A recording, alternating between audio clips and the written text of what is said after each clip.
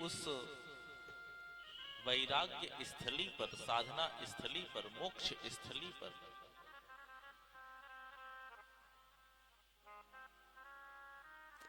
बड़े बड़े संत, बड़े बड़े महात्मा, अमलात्मा, दिव्यात्मा उपस्थित हैं। पराशर ऋषि वहां पर व्यवस्थित हैं। श्री वेदव्यास जी महाराज, गाधिसून, च्यवन ऋषि, गौतम ऋषि, पिप्पलादि ऋषि उस सभा में, उस व्यवस्था में उपस्थित हैं। और वहां पर शुकदेव जैसा कोई जीव पहुंचा, कोई प्राणी पहुंचा, कोई स्वरूप पहुंचा और वो सदगुरु के पद पर विद्यमान हो। क्या पात्रता है, क्या योग्यता है, क्या सिद्धता है।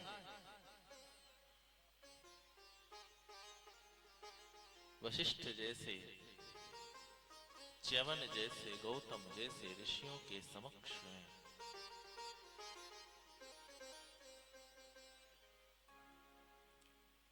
छोटा सा बालक गुरु पद पर सुशोभित है। कारण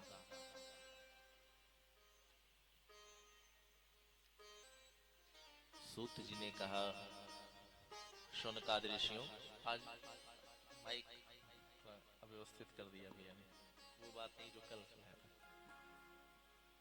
कर्कश है थोड़ी आवाज। हरिओम, कोई बात नहीं, आनंद कथा का लीजिए।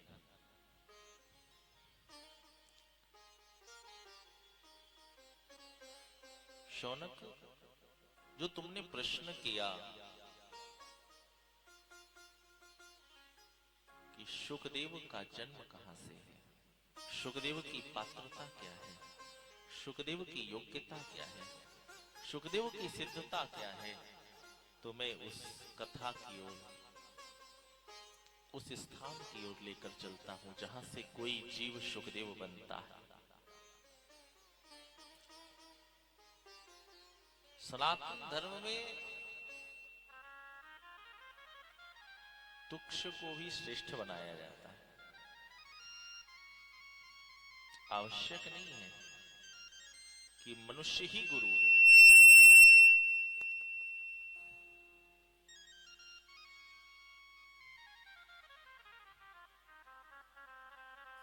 कोई भी जीव गुरु हो सकता है साहब, जीव मात्र गुरु हो सकता है।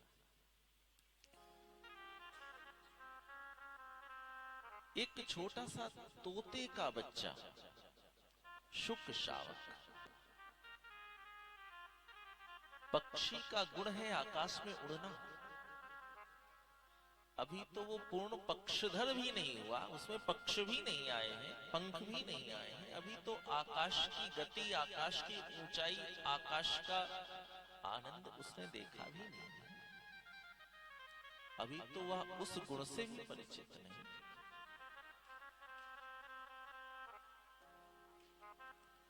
ऐसा वह शुक शावक प्रभु कृपा से, शिव कृपा से, सदगुरु की कृपा से परम संत, संत शिरोमणि, परम हंस शिरोमणि शुकदेव बन जाता है। पहले तो विचार कर लेना, जीवन में जान लेना कि ये हंस क्या है, ये परम हंस क्या है, हमें पता नहीं।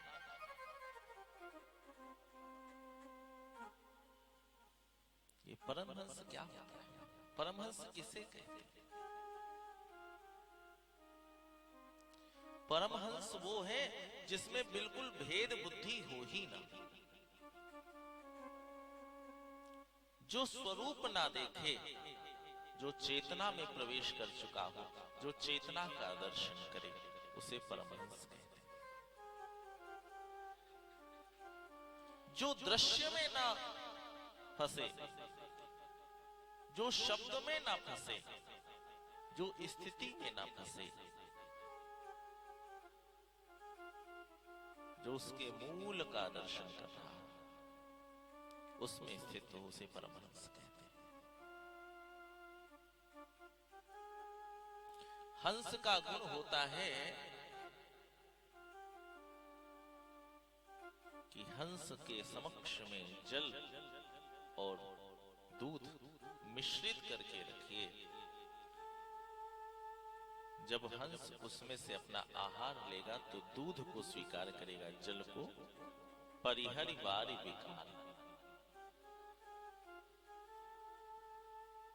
जल रूपी विकार को निकाल देता है और दूध रूपी सार को स्वीकार कर लेता है।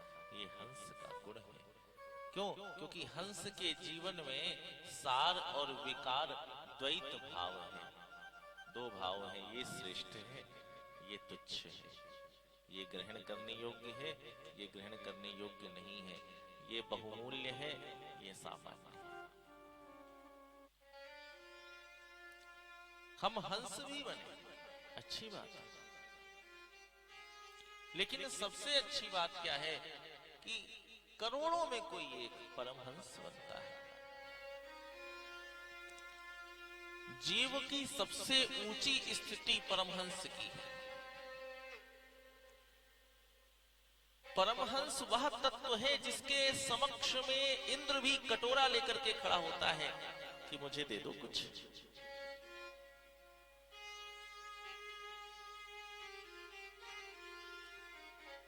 स्वरूप बहुत से हैं, संत, ऋषि, महर्षि, महात्मा, अमलात्मा, दिव्यात्मा, देवर्षि, ब्रह्मर्षि, सब स्वरूप हैं, लेकिन परमहंस की तो बात ही निराली है। पुरंदर देवराज इंद्र भी हाथ जोड़ करके परमहंस के समक्ष नतमस्तक होकर के खड़ा होता है और कहता है, प्रभु मेरे पास अमृत कलश है, परीक्षित को दे दीजिए। आपके पास सुधा, आपके पास कथामृत है, वो मुझे दे दीजिए, विनिमय कर लीजिए। परीक्षित को मृत्यु का भय है, आप अमृत पिला दो, वो अमर हो जाएगा, और कृपा करके हमें कथा दे दो, कथामृत दे दो।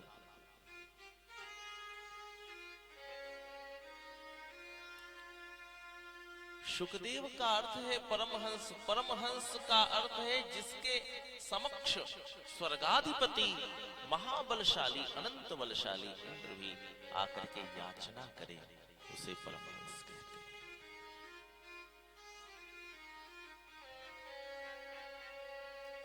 संसार के गुण और दुर्गुण ये स्वीकार करना है, ये छोड़ना है, इससे परे जो है वो परमहंस है। और शुकदेव की क्या कहें, शुकदेव तो परमहंस शिरोमणि है। भागवत ग्रंथ एक ऐसा ग्रंथ है, भागवत भगवान एक ऐसे भगवान हैं जिनका वास्तविक दर्शन अगर किसी ने किया है तो शुकदेव भगवान ने ही किया है। उस ग्रंथ को वास्तविकता से अगर किसी ने स्वीकारा है जीवन में तो वो शुकदेव है।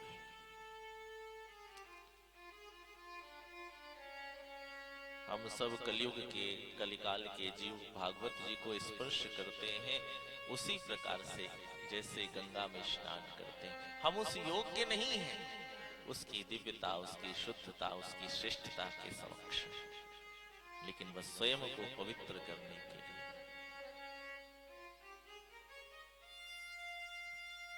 तो परमहंस शिरोमणि शुकदेव, जब शुकदेव भगवान का जन्म हुआ और जन्मते ही अपनी नार विवार सहित वह जीव अपने पिता के आश्रम से बाहर की ओर भागा। पिताजी पीछे पीछे दौड़े, मेरे पुत्र को कोई रोक ले, कोई समझा दे, घर में रहे, गृहस्थी में रहे, साथ में रहे, ऐसा भाव आया। और शुकदेव जा रहे हैं, तब क्या हुआ, मार्ग में एक सरोवर था। सरोवर में कुछ स्त्रियां स्नान कर रही हैं। शुकदेव रूपी वह दिव्य तत्व उधर से निकला। स्त्रियां उस सरोवर के जल से बाहर निकल करके आई, शुकदेव रूपी तत्व को प्रणाम किया और तुरंत पीछे से वेदव्यास जी आ रहे थे। स्त्रियों ने देखा पीछे से ऋषिवर आ रहे हैं, तो सारी की सारी वह स्त्रियां गोपियां सब दौड़ करके फिर से जल में चली गई, आकंठ जल में खड़ी हो गई। वेदव्यास जी ने देखा, वेदव्यास जी ने कहा तुम सब मूर्ख हो। स्त्रियों ने कहा ऋषिवर आपने ऐसा क्यों कहा, क्या धृष्टता हुई मुझसे, क्या मूर्खता हुई। वेदव्यास जी ने कहा मेरा बालक अभी जा रहा था और तुम उसके समक्ष निर्वस्त्र होकर के शीघ्रता से जल से निकल करके आई और उसको प्रणाम करती हो।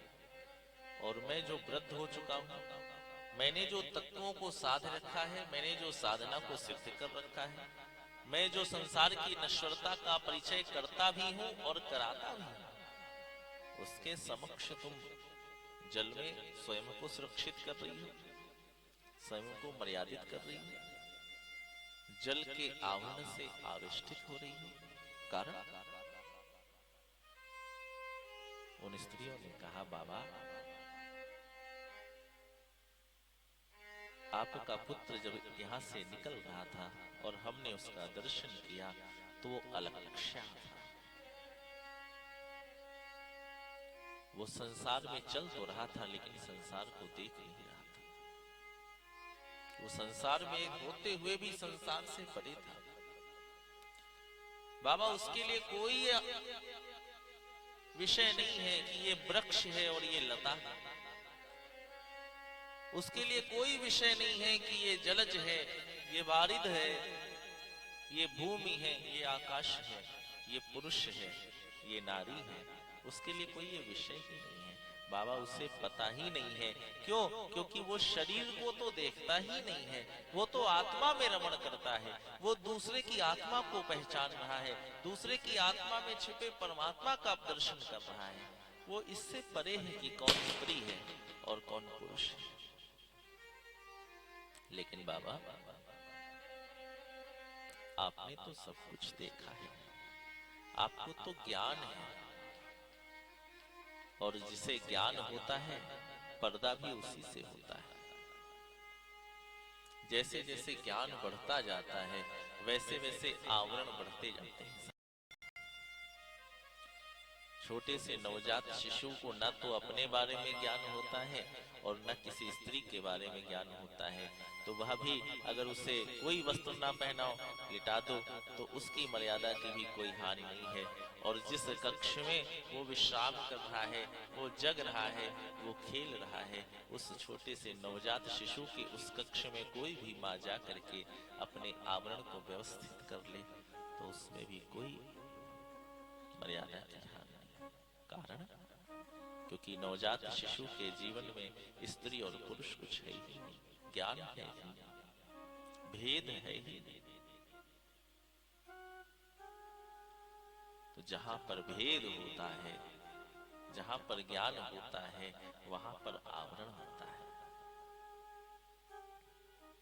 जो परमहंस है वो आवरण मुक्त है। और यही कारण है कि परीक्षित की उस वैराग्यमयी सभा में, भगवत अनुरागमयी सभा में महाराज शुकदेव जी व्यासपीठ पर विराजित है, सदगुरु के पद पर विराजित है, और परीक्षित के हाथ पकड़ करके नहीं, परीक्षित का चिंतन पकड़ करके शुकदेव यात्रा कर रहे हैं। क्यों? शरीर को कहां तक खींचोगे, कहां तक लेकर के जाओगे? शरीर की यात्रा नहीं करानी है परीक्षित की, उसके तो आत्मा में परमात्मा का प्रकाश करना है।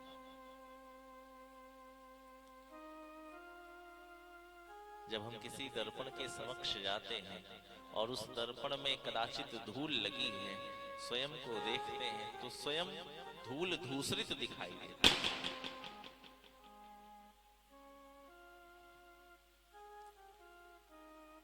कदाचित स्वयं को ठीक से देखना है तो उस आवरण किसी कपड़े से, किसी सामग्री से उसे स्वच्छ करना पड़ता है।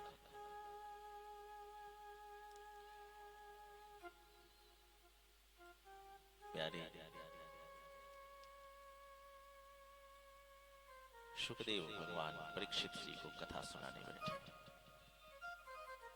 बड़े भाव से, बड़ी पवित्रता के साथ। आइए दो क्षण भगवान का नाम करें, थोड़ा